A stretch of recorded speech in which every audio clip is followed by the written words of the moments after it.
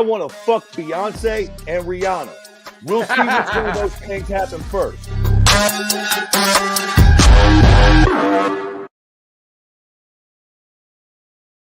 All right, ladies and gentlemen, hope you enjoyed that breakfast or lunch and fights. Ladies and gentlemen, welcome to UFC 294.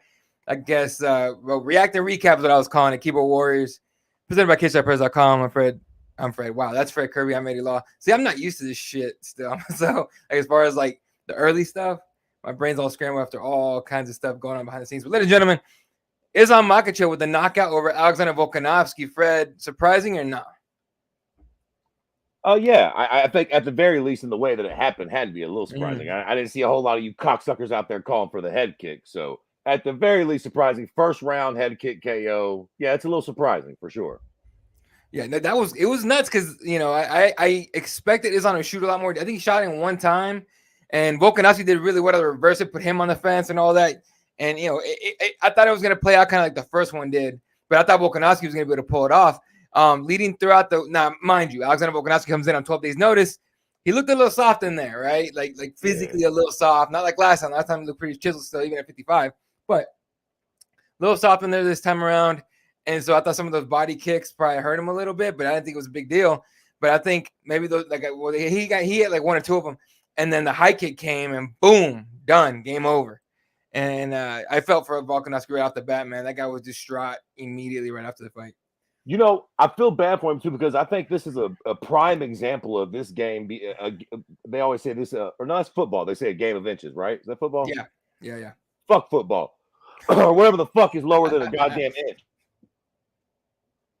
Because Volkanovski actually blocked the kick. He did the proper block. He was like, Islam's leg just went a fucking cunt hair above where his forearm was and clipped him right on the head. Like he literally did everything right. He was just a little bit low. If his fucking guard would have been a little higher, he probably wouldn't have dropped. And I mean, he would have ate a fucking heavy head kick, but still feels like he probably would have not necessarily gotten knocked out right there. But what are you going to do? Like literally that little tiny fucking margin of error. Hats off to fucking Islam for finishing the fight though. I would be one of the dicks who would usually be giving Islam shit for fighting safe, not going for the kill, so on and so forth. Yeah. So in admitting that I'm one of those cunts, you got to fucking give credit where it's due. He fucking clipped him and he got after it and beat the piss out of him. I mean, he finished the fucking fight and showed some real killer instinct. So I got to fucking give it to Islam there. He really, the shit that I would give him shit for, he quelched that.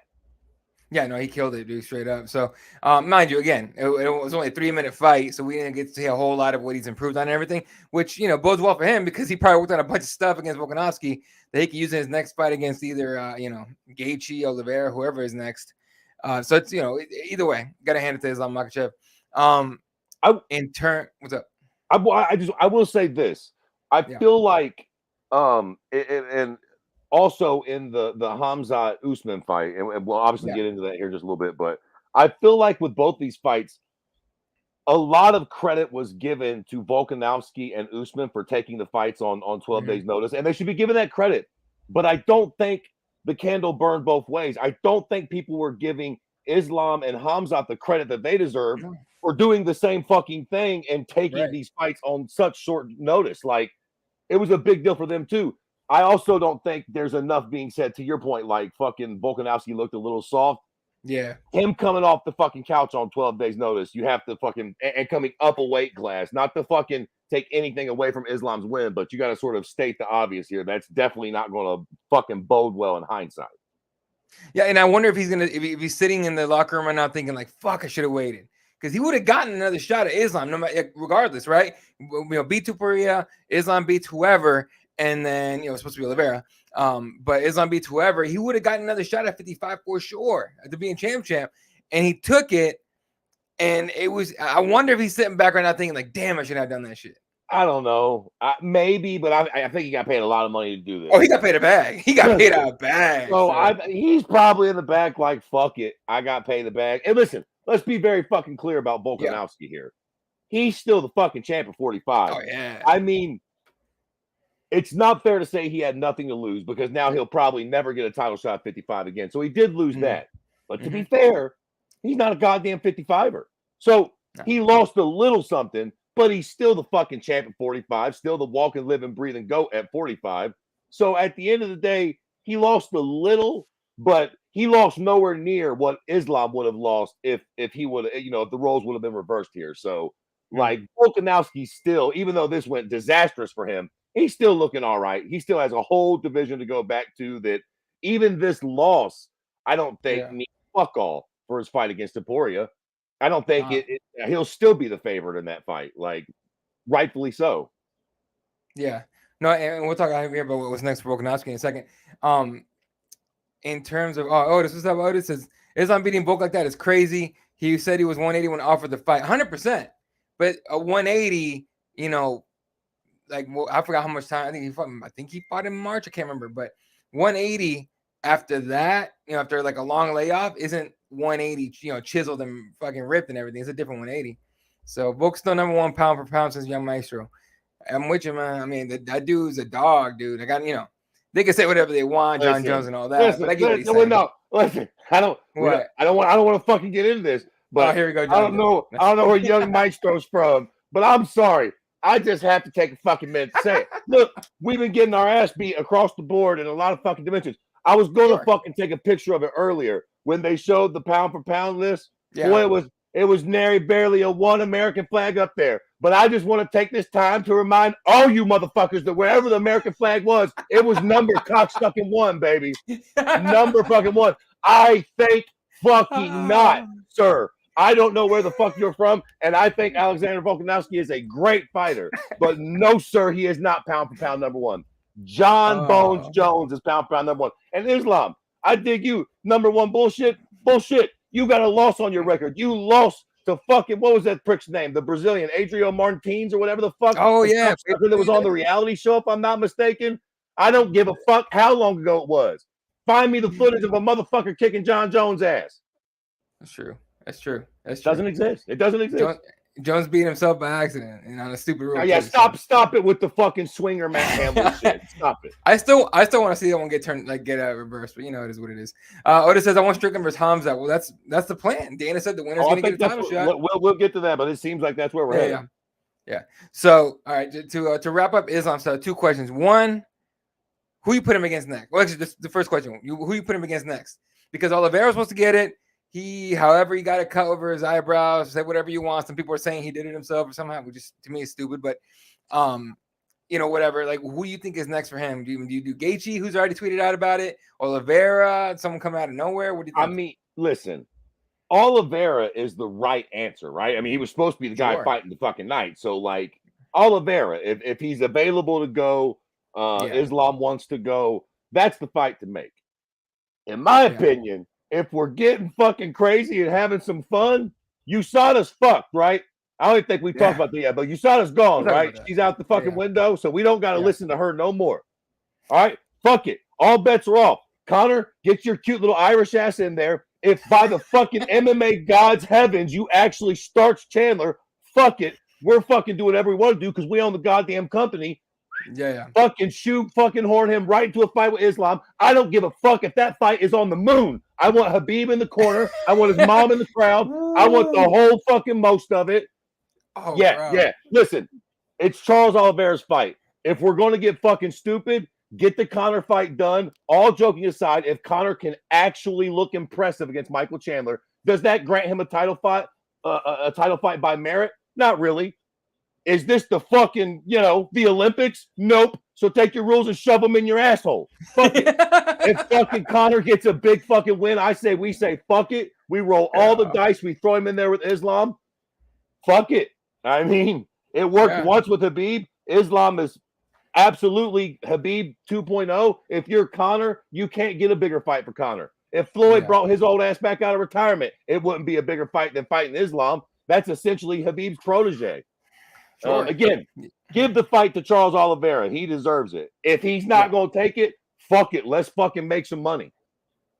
There you go. So that would be the thing too. Like Conor wins, or if he beats Chandler, You put him in there against Islam. I'm with you on that. You make that fight in Abu Dhabi. UFC just signed a deal with Abu Dhabi to make, I think, for the next 5 years, some shit like that. At least one pay per view. Go Something like fucking that. nuts. They'll sink that. Is that an island? Dude, Is Abu they Dhabi can't an wait island? to do it. Yas Island. It's Yas Island in Abu Dhabi. Son, the Irish will come over like pirates. They'll catch that whole goddamn island on fire, Jack. You know how many are gonna get arrested, dude? All the laws are gonna break over there, dude. Oh, it's gonna be fucking anarchy. What the fuck? Oh, it'll be crazy. The other question for you before we move on from Islam and go to Alexander real quick. Do you think Makhachev will surpass Khabib Nurmagomedov? And I know you don't see Khabib as like the GOAT at 155, but let's just say he's up there, obviously, at 155, right? Do you think he surpasses him at some point? Absolutely. I mean, I haven't heard Islam talk about wanting to retire. All joking aside, Khabib was an extravagant fighter, but I think he retired way too early to be mentioned in these discussions, man. I mean, it's just for me, he retired way too early. If Islam sticks around for another, I don't know, let's say 4 fights, and wins, most of them. If he sticks around for 5 fights and wins 4 of them and loses the fifth one, hypothetically, probably. Yeah. I think he either matched today, he either matched Khabib's record for title defenses or he surpassed it. I think he matched it. Or the next one he'll match it. It's right there. The point is he's already right there. So within the next couple of years, if he gets 2 or 3 more defenses against obviously what will be top guys, I think you could damn near make the argument now. And I hold that loss against him. Khabib never got that loss, and I hold that loss against Islam. Again, all joking aside, that's why I put John Jones up there. But at a certain point, I almost feel like you can fight that loss off. Again, if Islam wins another 3 or 4 high-level championship fights and gets himself even further removed from that 1L, Khabib quit early. I don't want to say quit, but whatever, decided to walk away. Like he really only had about 5 super high-quality wins. Right. What it says, no, he has 1 more to match Khabib. Well, there you go. 1 more, and then he matches him. Okay, but still, we're 1 away from matching Khabib already. And like I said, I've never even heard him mention quitting. So if he sticks around for another couple years and gets another 5 fights, I think he can absolutely do it. Not only do I think he can, I won't say that I think he will, but I think he's close to. I think if he gets, let's say, 2 fights past, if the next one matches Khabib, if he wins another 3 fights in a row, or if he wins 2 and goes to welterweight, fuck off. If he goes to welterweight and wins the belt, fuck off, Khabib. All bets are off. Like seriously, if he wins 1 or 2 at 55 and then goes up to fucking welterweight, which Khabib never even attempted, if he does it and wins the belt, absolutely, discussion over. Geez, there you go. Catch some comments here before we talk about very briefly about Volkanovski. Cody Garbrandt versus Brian Kelleher for December 16th. That's a good fight for Cody for sure. For both of them. Yep. Yeah, I think that was that one guy that won the sweepstakes, the matchmaker sweepstakes, and got to hang out with Dana. Dana fucking hired the guy. Apparently his matchmaking was that good. He hired him. I'm like, that's fucking dope. I like to see stories like that. What else we got? Khamzat broke his hand or wrist. Yeah, he said in the on the way out of the arena into the back, he said, I think I broke my hand. So yeah, I see that. Gaethje versus Islam for me, Poirier maybe. I'm down with either one. Islam just finished bulk. That's a huge feather in the cap. Yeah, I mean, Khabib obviously didn't do that. What's up, Santiago? Artem Lobov, the real GOAT. That'll never die. All right. That'll never, ever die. All right. You're on something. There you go. Volkanovski, real quick. I mean, listen. What up? Well, I'm sorry. I was just going to jump out the window. There's not a bunch to say about Volkanovski because he's going to fight the Poirier, right? I mean, it's a done deal. Right. Like, we know exactly what's going to happen. So, sorry. Go ahead. That's all right. No, that's what's happening next, and I think they're talking about that one for Toronto early next year. But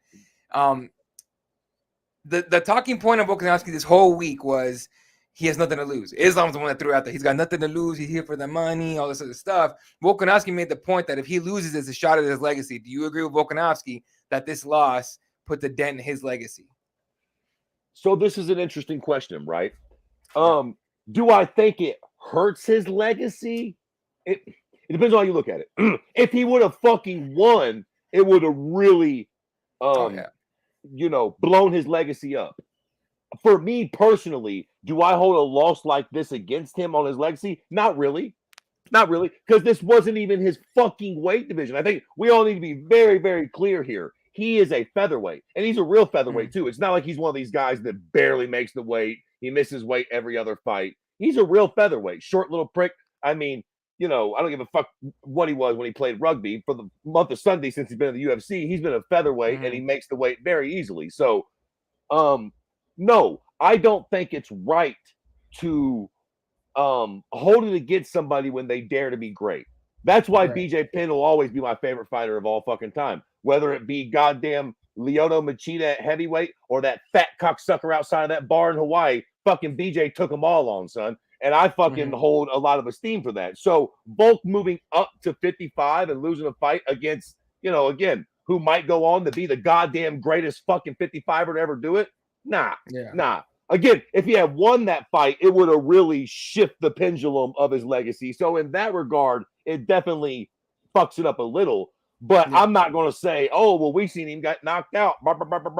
Like, nah, bro. He got knocked out at 55 by the champ. Again, that's also a big factor. It was the fucking champion. It's not like he got knocked out by number 5 or number 6. Yeah. I mean, I for all of me, I don't hold this much against him on his legacy at all. I damn near give him credit for it. Again, you're going up a weight division and fighting an all-time great. That's a fucking big fucking deal, man. Yeah, no, I'm 100% with you on that. That's what I thought too. As soon as he started talking about it's a shot to my legacy, I'm like, dude, I can give him credit on 12 days' notice to check on the champion. And you touched on it earlier. More than likely, not going to get at least as long as Islam's champion. More than likely, not going to get another shot at the title at 55. At least not for a while. You got to hand it to him. So I give him credit. I don't think he lost anything on his legacy. If anything, he gained a little bit, in my opinion. I agree. I agree. All right, moving on to the co-main event. Khamzat Chimaev. I guess it's the majority decision for Kamaru Usman. A lot of people kept saying he's going to railroad Kamaru. A lot of people lost bets today. Okay, I saw a lot of people saying they put money. They put money on a finish for Khamzat over Kamaru. And the first thing I said was, well, he ain't going to choke him out. That's not going to happen. He's definitely going to take him down and see what happens. But if he's going to finish, Kamaru's going to be on the feet. He wasn't able to do that either. If anything, Khamzat went in there, went balls out in that first round, and got tired. And Kamaru got a gas tank. So, your thoughts on the performance from Khamzat, and did he live up to the hype that Boris brings every time he fights? Listen, I just said it. BJ Penn is my favorite fighter of all time, and I'll be the first to tell you. I also think he is the greatest first round fighter of all time. Meaning, I don't give a fuck whether he won or lost the fight. In that first round, he was fucking hell on wheels, no matter who he fought. It was very, very rare. Towards the end, BJ was fucked, but in his prime, even when he lost the fight, he didn't lose the first round of that goddamn fight. I think we got a new winner in the sport for that guy, ladies and gentlemen. I don't think anybody beats Khamzat Chimaev in that first round. If I'm not mistaken, he beat the fuck out of Gilbert in the first round. Was it the first or second round where Gilbert landed that big punch? If I'm not mistaken, I feel like it was the second or third round where Gilbert landed the big punch on Khamzat. Wasn't the first. In the first round, Khamzat is fucking hell on wheels. And listen, in this fight, he came a fucking cunt hair from submitting Kamaru Usman in that first round. I'm gonna tell you something. If this was Pride, if those first rounds were 10 minutes, I don't know if Kamaru gets away from him. But if it was a fifth, we'd have been drunk. It ain't fucking Pride. So they're only 5-minute rounds. He gets out of there.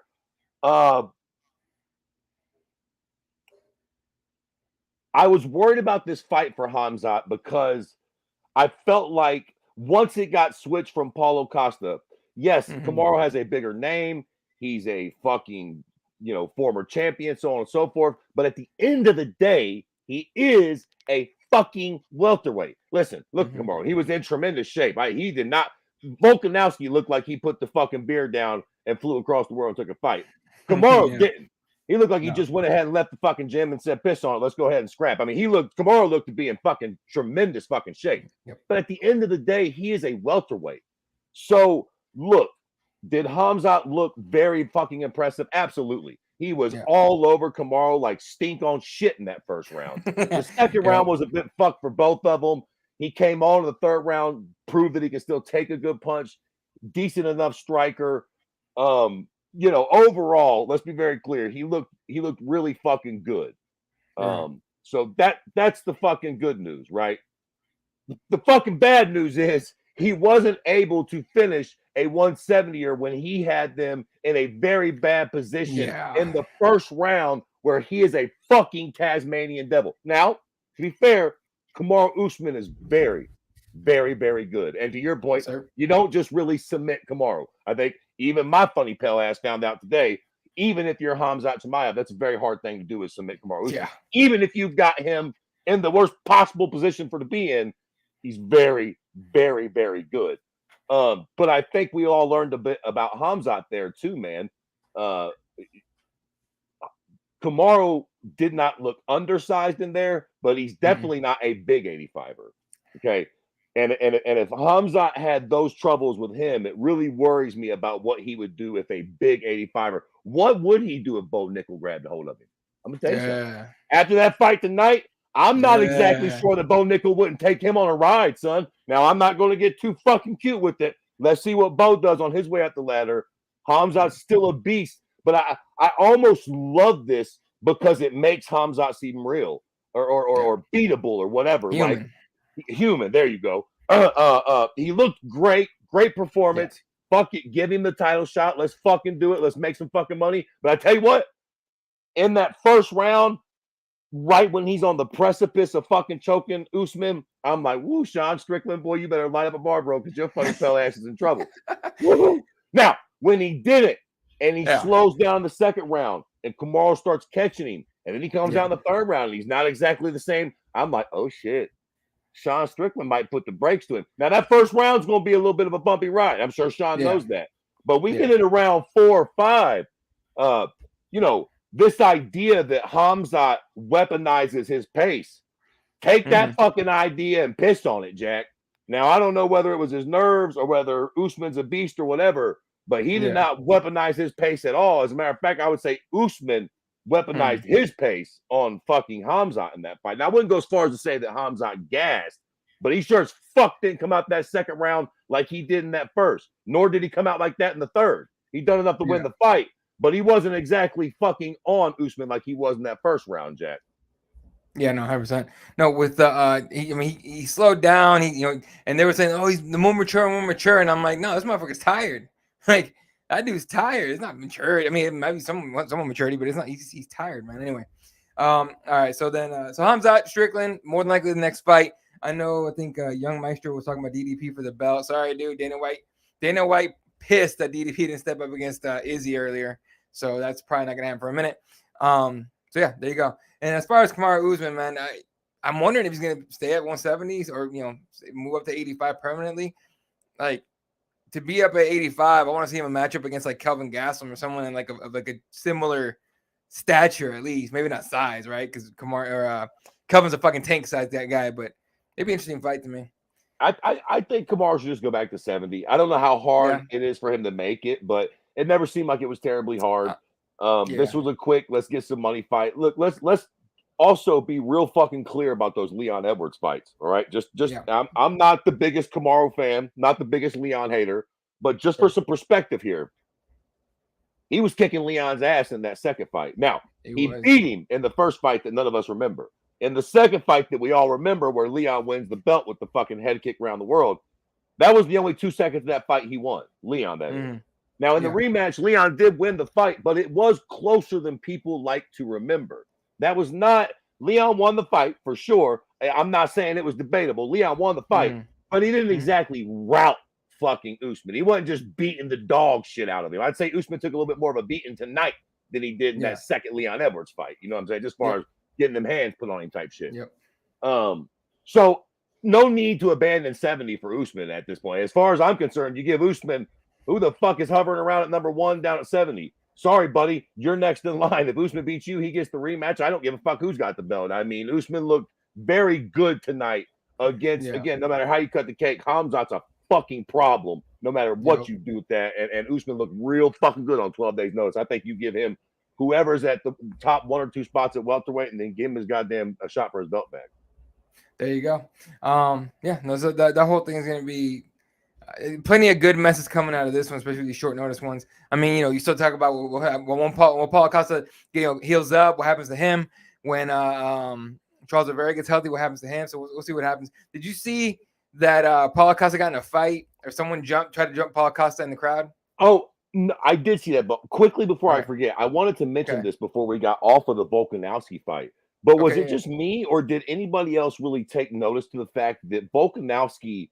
I don't know, man. I smoke a lot, so maybe I'll be overthinking shit. But Volkanovski mentioned twice in that post-fight speech that he doesn't do well if he doesn't have a fight, and he sort Yeah. of he threw it in there quick, but maybe I'm overlooking it or overthinking it, but it felt to me like he was saying that he has suffered with some sort of mental issues. Now I don't know whether that means cheating on the old lady, or whether that means he's super restless, or whether he's having BJ Penn syndrome. I don't know whether we should look more into that, because Volkanovski seems like a very level-headed dude. I've never really Yeah. heard him have any sort of issues like that. But I took notice of that and thought he said that 2 or 3 times in like a 2-minute span, like, hey man, please. And he wasn't sort of being cute about it. It was sort of like, seriously, don't forget about me. I need a fight. I don't do well. Like, and then he's like, okay, no, for real though. Give me a fight, guys, because I do not do well. It's like, why does he keep saying this? Is he alluding to something? Now, again, he's been in no problems with the law. There's no sort of reports of anything going wrong with Volkanovski. But I got a funny feeling when he said that a couple times, and I was sort of like, I wonder if something is going on with Volk. So sorry to fucking throw the train off. I meant to mention that earlier. I thought that was something that we should all maybe keep some sort of an eye on. It's interesting to think about, because I didn't think about it when you said, but now you mentioned it, it's like, oh damn, he did. And I mean, a lot of guys say that stuff. I'd rather be busy. I don't do, I don't do well sitting around. When you're what does that mean? Like, right? When you're like when you're a high level competitor, I wonder what time off means to you. You know what I mean? It's not like Max Holloway takes time off and he's cool. He's surfing, he's training, whatever, hanging out with his old lady. I wonder what Alexander Volkanovski's life is like, to where it's like, I need to be busy. Like, you guys don't let me be busy. I get fucking restless and crazy. Maybe, who knows? It's a good point. All right. Let's see. Moving on here, we could talk. This fight, this was a fucking mess. This was the second fight that the doctor they had in there. Which, by the way, that guy better get like a chopper out of there right to the airport, or I don't know where he's from. He spoke good English, so I'm assuming he's from like, Europe somewhere. But that dude waved off this fight. So here's what I understand. This is reported by Aaron Bronstetter from TSN. He got it from Megan O'Leary. Says that Coach Kavanaugh, who's SBG head coach, says that Johnny Walker told him, quote, that the doctor, Johnny Walker told the doctor that he was in the desert when asked where he was, and they were unhappy with the answer. They didn't let him continue. So instead of saying I'm in Abu Dhabi or I'm on Yas Island, he said I'm in the desert. That's fucking accurate. That's if you're telling me Johnny Walker's not a guy that would not know where he is and still be okay to fight, come on, man. Well, all jokes aside, isn't that close enough? He didn't say very much. He didn't say I'm in the jungles of Brazil, for fuck's sake. See, I mean, they are in a desert. I mean, I guess he wasn't precise, but like, bro, I don't know, man. That bugs the fucking dog shit out of me, to be honest with you. Like, I don't even know it. Is Abu Dhabi a country? It's a country, right? Is it a fucking province? Who fucking knows, man? I don't even really know right fucking now. But as I sit before you, of course, I'm fucked in the head. But I imagine Johnny Walker is just as fucked in the head as I am as far as geography goes, for fuck's sake. Yeah. And listen, to be clear, he did just get kneed in his fucking face. Like, you can not be concussed and still be a little fucking startled. Like, what country are you in? Say, Jack, give me a minute. My fucking right eye's ringing. I'm not concussed. I'm not hurt. But he did just put his fucking knee through my eye socket 6 seconds ago. I got 5 minutes. Ask me that question in like 47 seconds. Somebody get me a fucking wet towel, for fuck's sakes. Yeah, no, it's all kinds of fucking mess on that one. So Abu Dhabi technically is the capital of United Arab Emirates, but how many people fucking know that? Who fucking knows that? Johnny Walker's out there fucking smashing Muslim pussy. He's not listening to where the fuck they're from, son. He's out there smashing Muslim pussy. He don't give a fuck. And again, bro, you could be a little confused as there's fucking thousands of people screaming. You just got fucking drilled in the cheek. It doesn't mean you're concussed. This fucking doctor was a dick.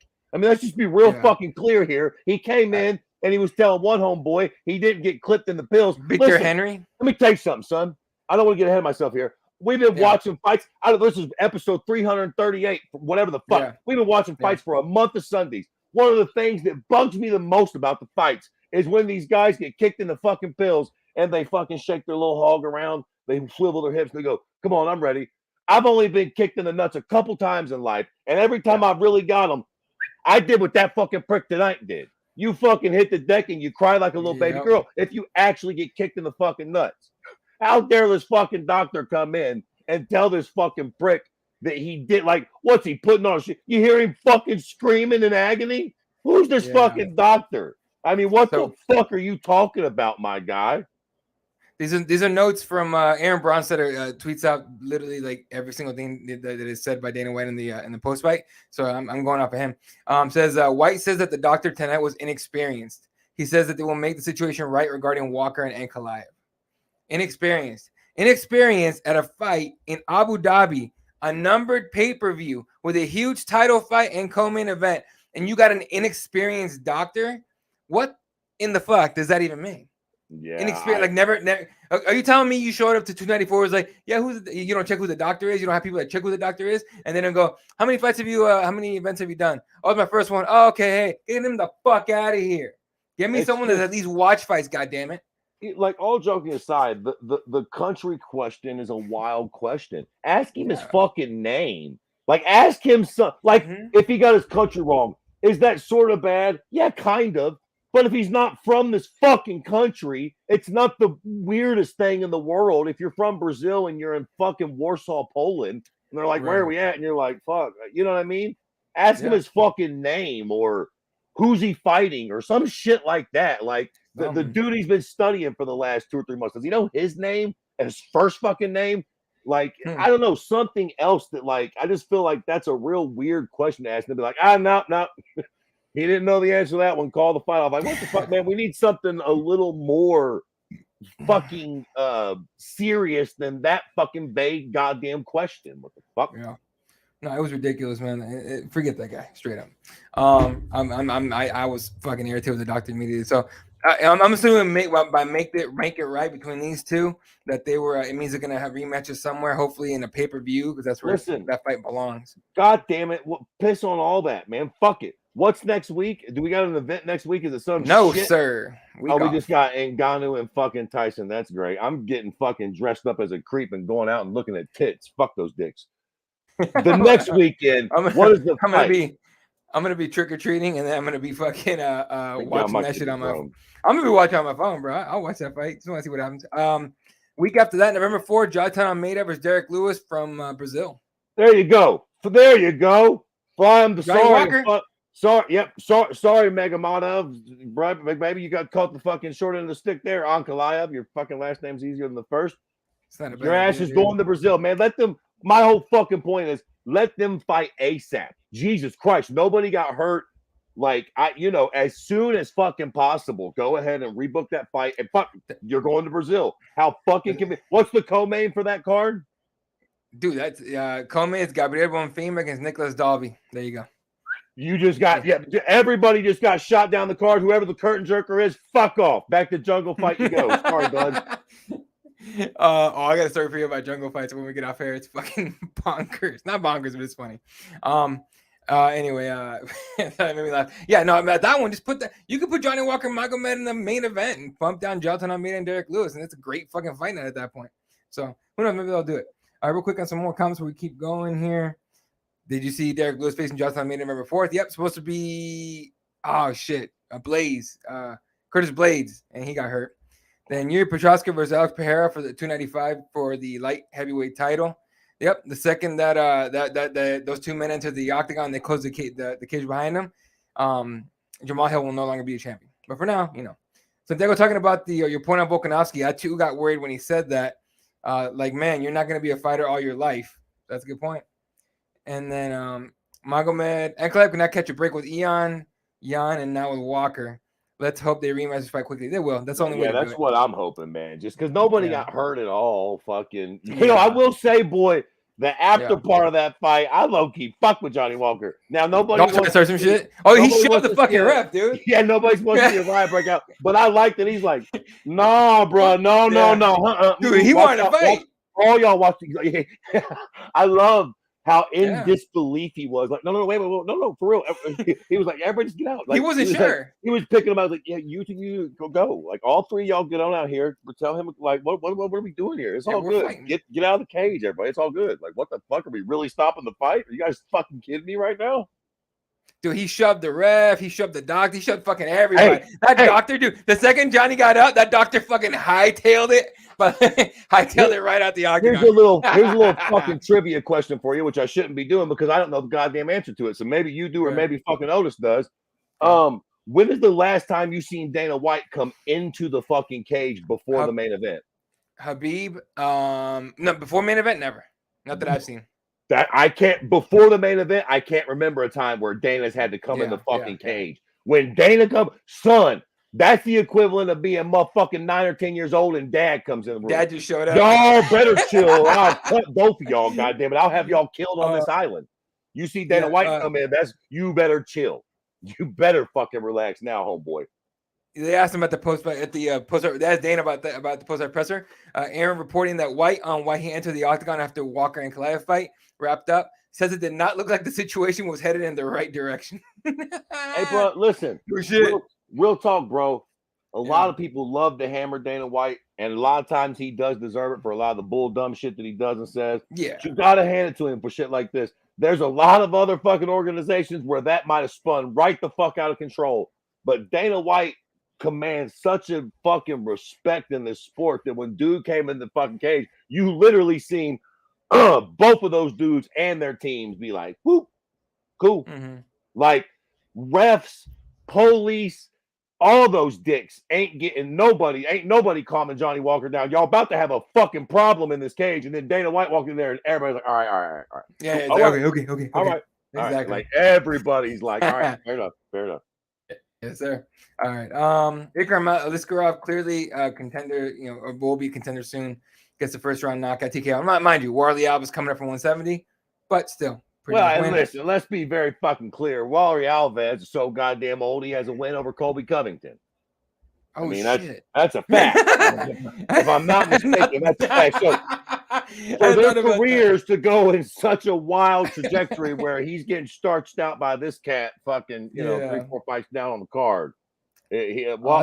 Walry's been around for a long fucking time, Jack. That's fucking hilarious. I hadn't thought about that. Saidam Magomedov with the first round submission of Muin Gafurov. I'm sorry, fella, I don't know how to say your last name. Then nasty little guillotine he pulled off. Jack. Yeah, it was nasty. Muhammad Makhachev had an arm choke over Tim Elliott in the third round. Like that was a nice little, they had some beef going on in there a little bit during the fight. Trevor Peek unanimous decision over Muhammad Yahya. This one was the one where Victor Henry got kicked in the nuts. Oh yeah, And this is the one where the doctor goes in. And you can hear the doctor. He goes, "You did not get hit. You did not get hit low." And Victor Henry looks at him like, "What the fuck are you talking about, dog? Like, get out of here!" And anyone look, mind you, this is one of the few times that the UFC does not have a camera in a good angle. There was not one good angle to show you exactly what happened or to debunk what happened. We have to. I mean, listen, dude. Again, it's easy to sort of be a keyboard warrior and talk a bunch of bullshit, man. But you have to fucking put a little respect on these fighters' names. Like all joking aside, pull yourself back. Listen, I'll keep it a beam with you, Jack. I got a lot of shit going on in life right now. I don't know who the fuck either one of these cats are. I ain't seen neither one of these motherfuckers fight. I don't know where they're from the Contender Series. I don't know where these motherfuckers are from, what country. I barely caught they fight tonight. But anybody who makes it to the UFC level, I have to imagine, would not put on a show like that to get out of a fight. The only reason you would do that is because you're afraid or you're scared to either take a loss or get beat up on live TV. And again, I don't think anybody who steps in that fucking octagon is that afraid that they would do that, and that's all a show. So if we can agree that this motherfucker is not putting on a goddamn Emmy-worthy performance with this shit, then it's real. And if he got fucking kicked in the pills and he's reacting like that, it's fucking clearly bad. Man, you don't need to be a fucking doctor at all. You could be a common dickhead and look at that and be like, yeah, I think he's hurt. I think it's kind of bad. Looked like he got kicked in the nuts, and then he reacted terribly. Matter of fact, I haven't heard very many men make noises like that in a long time. I've seen motherfuckers get goddamn vaginas opened up on their face, and they didn't scream like that. Hell, I seen John Jones break Brandon Vera's face with one elbow. He did let out a nasty little squeal, but it wasn't like that shit we heard Homeboy doing tonight in that cage. He was fucking screaming, dog. Clearly, something was wrong with his nuts. Maybe even when he got kicked in the leg, he moved and he tore his groin like that. But I promise you, something is wrong with that boy's balls. Dude, the way he was moving around like that, like, and like, hey, first of all, the way I put it, when I saw that, I was like, if he is faking, his corner is Josh Barnett. You know Josh Barnett. Josh Barnett that bullshit. Josh Barnett will himself come in here and tell him stop being a little bitch and get back in there and fight. The fact that Josh Barnett was not screaming at him and get the fuck up and fight means Josh saw it too. He's like, hell no, this guy's tough as shit. I know he's fucked up. I didn't even know that, but facts. Josh Barnett, if you know anything about this sport, you know anything about who that cat is, yeah, there's no fucking way Josh Barnett would absolutely million% not be involved with some sort of shit like that. Josh Barnett comes from catch wrestling where they just like to hurt you. Like, dude is a tough old school dude. Like, this is not the type of guy that would put up with a show like that. And that dude, because that would be, you know, embarrassing. That'd be a mockery of the whole fucking thing. There's no way the dude's lying or putting on about that. So again, like this, who the fuck's this doctor? You did like first off, my guy. Nobody's asking you that. You ain't the ref. Nobody's asking you to check this replay. Put your fucking hand on his goddamn nuts and feel if they're swollen. Fuck off with that look and shit. First off, you look like you're 93 years old, so you don't need to come in here telling anybody about what you saw anywhere. Take your old ass hand and put it down there on his thigh somewhere and be a doctor. Fuck you looking at the tape for? You ain't the ref. For real. Now, on that point with the what was it? What did I read? Oh fuck! I hate to not give him credit. I apologize, but I did say it on Twitter. Someone reporting that Victor Henry actually annexed it on the broadcast. Victor Henry was thrown up in the back, got transferred to the hospital, and then apparently Josh Barnett said that Victor Henry's balls were like grapefruit size or some shit like that. I'm like, he got fucked up. Yeah, man. Whatever happened, he got fucked up. So clearly, y'all need to relax with that shit. All right. And then the other point, I saw Josh Barnett cornering somebody at Bellator 300. And man, when I tell you Josh Barnett was calling his fighter's opponent a bunch of fucking names and shit from the corner, I'm like, oh, I want to, whenever I go to an event, if Josh Barnett is cornering, I just want to sit by him because he was shit talking the other dude a motherfucker. It was great. All right. You can do muscle decision win over Abu Zaitar, Mike Breeden. We'll talk about this in a little bit here. He had to come back and win by knockout. Muhammad Naimov cheated his ass off to win, whether on purpose or not, but that ref was letting shit go left and right, which is fucking dirty, but whatever. Victoria Jakova, I'll talk about her and Breeden here in a second. And then Shara Magomedov, which, of course, we were talking about before the fight, when we started the show, where it was kind of like, what the fuck? Like, this dude did not look impressive the last two rounds. First round, he looked great, but last two, not great. But on Dudakova and Breeden, she was the first fight, second fight of the night. She wins, goes back to the media room. And Oscar Willis was the one that put it out on Twitter. If you guys don't know, Oscar is the Mac Life guy, so that's where people know him from. And really nice guy too, he's a cool guy. But he put out there that Dudakova said in the post fight that she had to lie. That basically she admitted to lying to the commission and to the doctors about having staph infection in a place she couldn't name, is what she said, and that her entire backside was like bloodied up while she was sitting there at the post fight. She showed up with staph, bro. And it the abscess or whatever, it burst open. Not only did she show up with staph, Mike Breeden showed up with staph. That, besides being disgusting, is incredibly fucking irresponsible. Because you just left all that bacteria on the fucking cameras in the octagon and everybody else got to fight on that bitch. Fucking Kamaru Usman going home with staph tonight. 100%. Yeah, that's not good. So that shit's gross, and I hope there's punishments for that. That's bullshit. You shouldn't be doing that. Yeah, I almost think you should damn near get cut for a stunt like that, buddy. That's fucking not okay. Like, what made you? I mean, I know maybe you really needed to take the fight or whatever, but yeah. Parts you cannot name. What are we in fucking church? Is it your pussy or your asshole, girl? Either way, you can't come out here like that. What the fuck a part I cannot name? When you ain't 6, name it. And then explain to us why the fuck you thought you could fucking come out here and fight with it on your goddamn snatch or your butt or wherever the fuck it is. We're all grown-ups here, for fuck's sakes. Yeah. So Victoria Dudakova reveals she had staph infection on her butt in places that isn't necessarily okay to announce to the world. She also said she passed out during her weight cut. She didn't miss weight by like 0.6 or something like that. Like she was just all fucked up all over the place. She goes, my butt is bloodied up, completely bloodied up right now. I have staph infection in places not necessarily, basically what I just said. So that's fucking gross. Breeden also has staph. Like, don't be fucking like, if I'm Jin Yu Frey, I lose my mind. And start. I want this whole fight overturned, Jack. She basically overturned. That bitch needs to get suspended. Fine, whatever you got, man. That's horse shit. I will lose my ever-loving fucking mind. So yeah, that's not cool, dude. Yeah, so that's UFC 294, ladies and gentlemen. In a nutshell, that was pretty. What would you rate this one overall?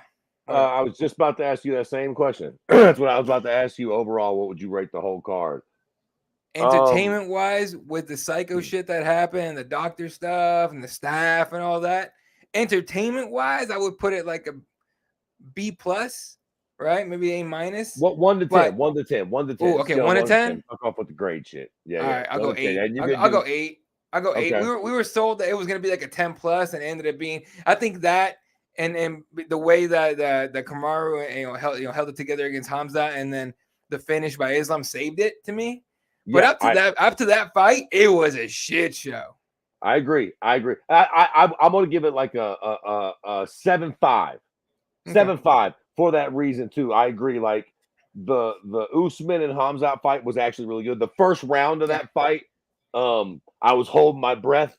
That's how I know when some shit is real. When I stop breathing, I'm watching the fight and I'm like, "Ooh, shit!" I'm like waiting on some bullshit to happen, so I'm not even gonna fucking breathe through my stink ass nose.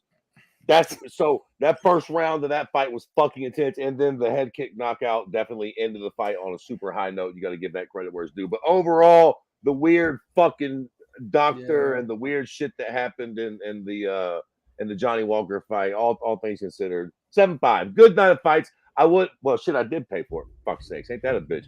ESPN fucking Plus can suck my dick. All the streaming sites can suck my dick. My internet provider can suck my dick. Everybody fucked me today, so I had to actually pay for it.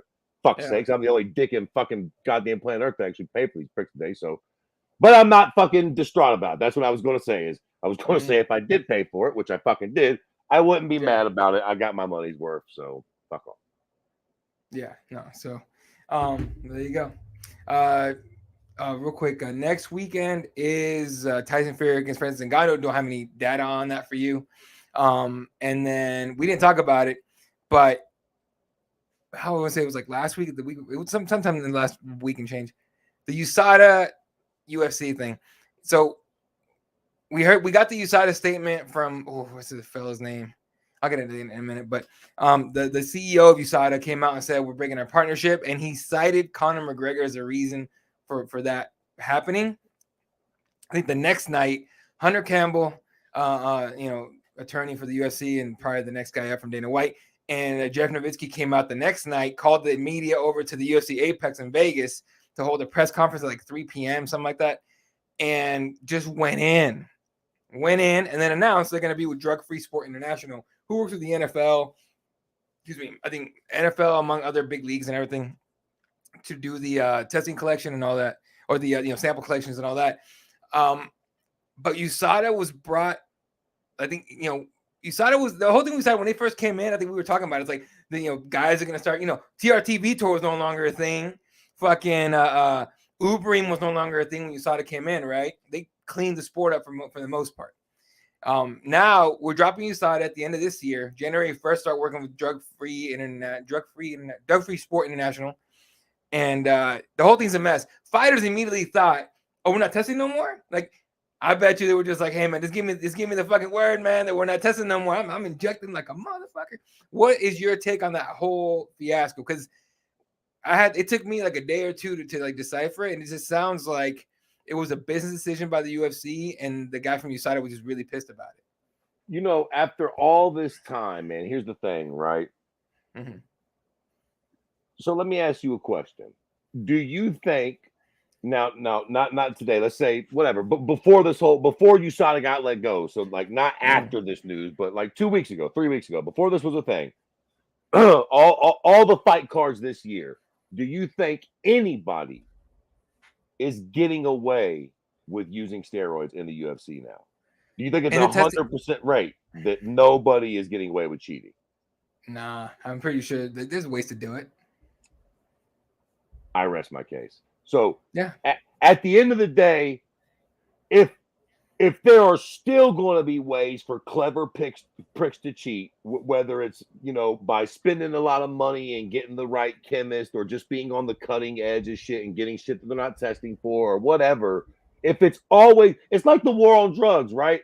You ain't never going to lock up enough drug dealers for humans to not want to get fucking high. It feels real fucking good.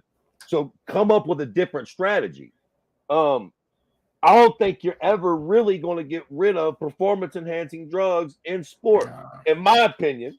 And again, I'm a fucking moron, so what the fuck do I know about it? But pick the shit that's real bad, and just fucking listen. If you got HGA, if you got shit in you that's going to turn you into a fucking horse, out you go. But all the shit, the millions of things, the little tiny things that guys are legitimately getting popped in when they're going to fucking GNC and they're taking the fuck. If you get some shit over the counter in GNC, you shouldn't test positive. I don't give a fuck what it is, man. It can't be that goddamn effective if soccer moms and dads in Wyoming are taking it, for fuck's sakes. And again, I don't know exactly what the fuck I'm talking about. Maybe there is something really effective in there, but I got to imagine, you know what I'm saying? Test for those top 10, 20 things. Yo, listen, what the fuck made Chris Benoit kill his whole goddamn family? Test for that shit. Make sure we're not doing that and a few other things that are fucking terrible. And otherwise, who gives a fuck, man? Because, all that crazy shit that USADA was doing, if it still didn't clean the sport up 100%, then what was it really worth? It still ultimately didn't work at that point. Fuck it. I'm not saying let them cheat. I'm not saying we should pull a pride and be like, hey, if you want to cheat, go on and do it. But go ahead and whatever the fuck they do in the NFL, right? Yeah. If those goddamn Neanderthals can run around at fucking 40 miles an hour and crash into each other like Subarus and play a week later. Hey, fuck it. You know what I'm saying? Let's fucking do what they do and let's roll with the fucking punches, dog. Fuck it.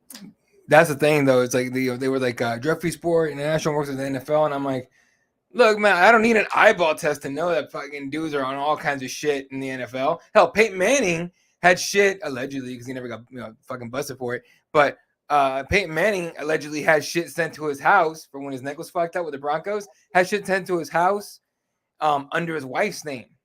Okay, so they'll find a way to do it.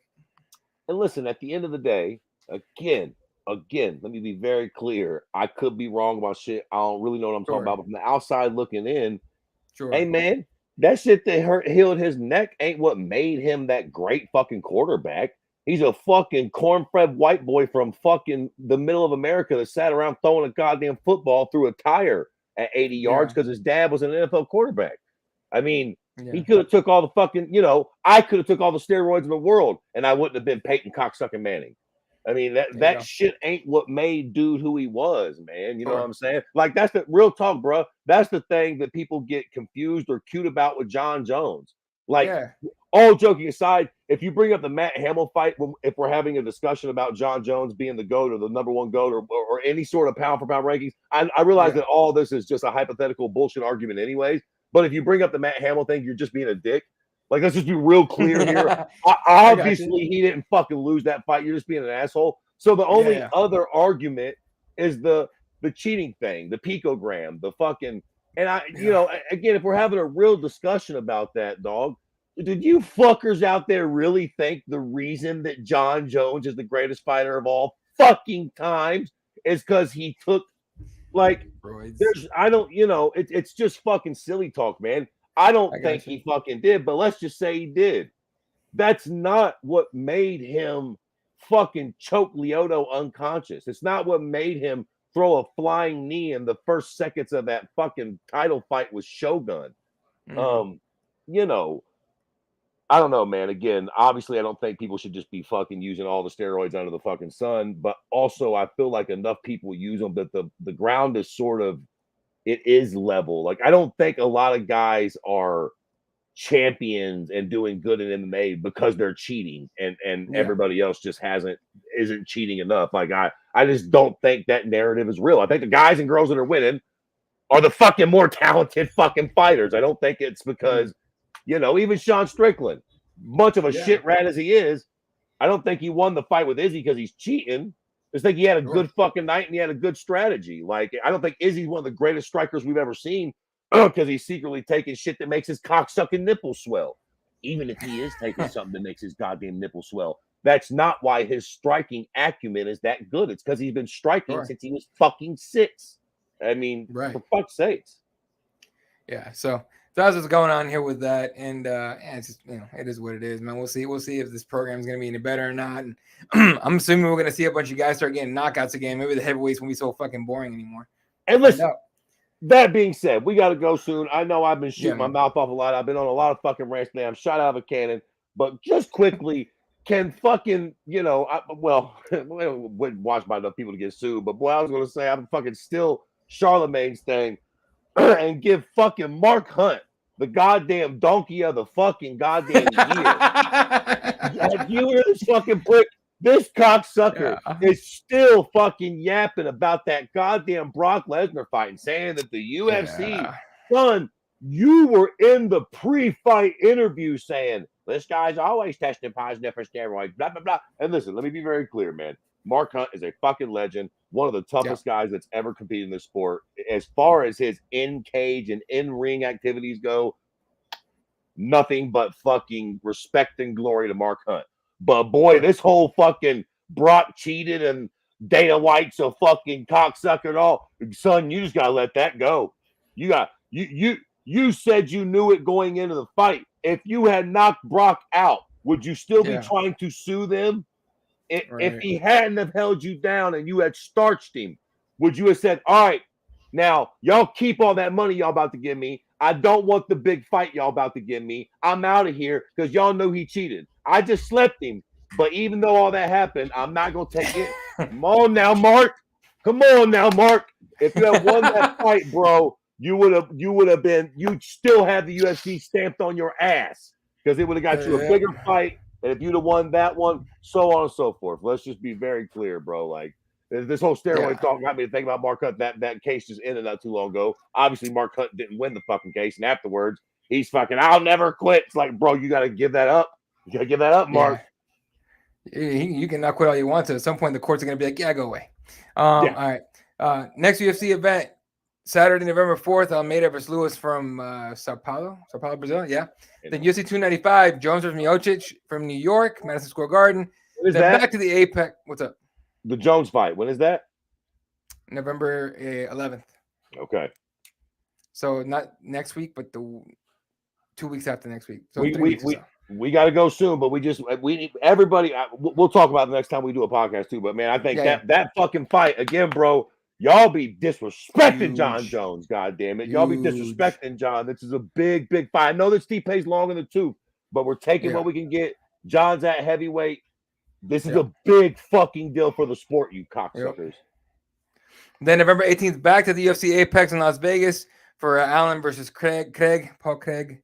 And then the last UFC event, I believe, of the year, unless they make a fucking fight night after that. December 16th, UFC 296 from Las Vegas, Nevada.